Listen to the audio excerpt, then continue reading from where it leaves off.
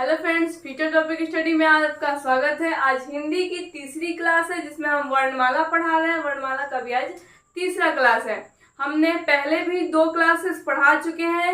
एक कमेंट आया था कि प्लेलिस्ट बनाने के लिए, प्लेलिस्ट भी बन गया है। जिन्होंने भी पहला और दूसरा क्लास नहीं देखा है वो जाके प्लेलिस्ट से देख लीजिए, क्योंकि हिंदी का बहुत इंपॉर्टेंट टॉपिक है वर्णमाला। और वर्णमाला के मेरे 2 क्लास है। 5 मिनट का हम क्लास लेते हैं अधिक से अधिक, और मैं 5 मिनट में पूरी कोशिश करती हूँ कि अच्छा से अच्छा आपको बता सकूं, सिखा सकूं। आज हम पढ़ने वाले हैं नासिक व्यंजन। नासिक व्यंजन क्या होता है? जब हम लिखते हैं स्पर्श व्यंजन में, मैंने आपको पढ़ाया था क च टप, तो उसमें जो 5वां अक्षर होता है ना,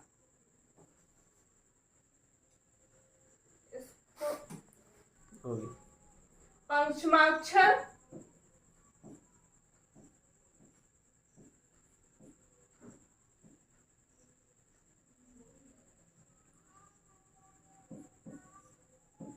5वां अक्षर कहें या 5वां अक्षर कहें, तो क्या क्या आता है 5वें अक्षर में? अंगा, इया, ना, ये सब क्या आता है? 5वां अक्षर में आता है। इसकी संख्याएं कुल कितनी होती है? 5 होती है। अल्प प्राण और महाप्राण क्या है? अल्प प्राण जिसमें प्राण कम लगे, महाप्राण मतलब जिसमें प्राण ज्यादा लगे। ऐसा ही है, समझ लीजिए। अल्प प्राण मतलब क्या? जिसमें वायु कम निकले, और महाप्राण जिसमें वायु ज्यादा निकले। अल्प प्राण हम विषम संख्या कहते हैं। जैसे स्पर्श व्यंजन में हम पढ़े हैं ना, क, ख, ग, घ, अंग, तो इसमें विषम संख्या क्या क्या हो जाएगी? ये और ये 1 3 5। तो अल्प प्राण में हम लिख सकते हैं 1 3 5 को हम अल्प प्राण कहते हैं। और महाप्राण में क्या? 4 और 5, 4 और 2 4, ख और ग। 1 3 5 और यहाँ पे महाप्राण में 1 मिनट 2 और 4 होगा, 2 और 5, 2 और 4। महाप्राण में क्या हो जाएगा? 2 और 4।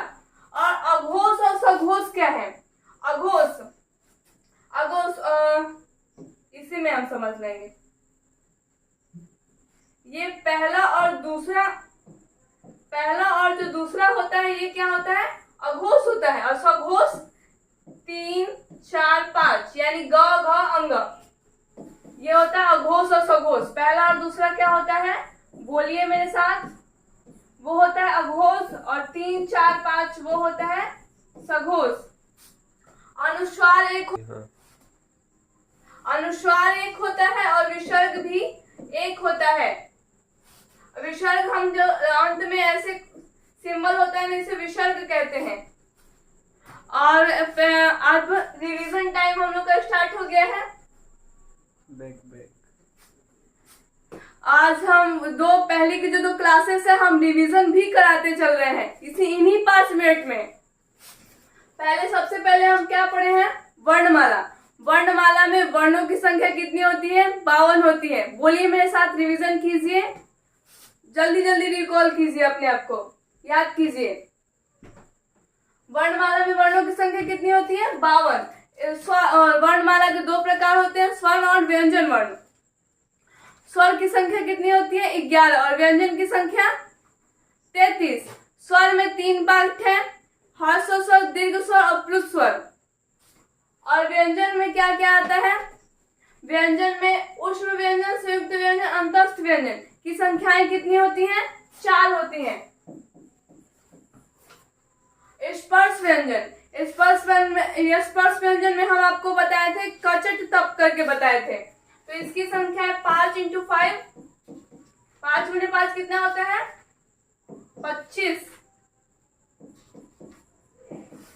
25। अघोष और सघोष हम आज ही की क्लास में बताए हैं। आप लोग कमेंट करके भी बता दीजिए। अघोष किसे कहते हैं? पहला और दूसरा अघोष होता है। और सघोष क्या होता है? 3 4 5।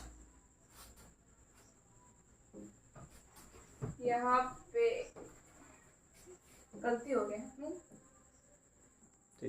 अल्प प्राण क्या होता है? हमने बताया है अभी आपको, जिसमें कम प्राण लगे और महाप्राण जिसमें अधिक प्राण लगे। अल्प प्राण में क्या क्या आता है, हर वर्ग का पहला, तीसरा, पांचवा जो शब्द होता है वो अल्प प्राण होता है, और महाप्राण हर वर्ग का दूसरा और चौथा महाप्राण होता है।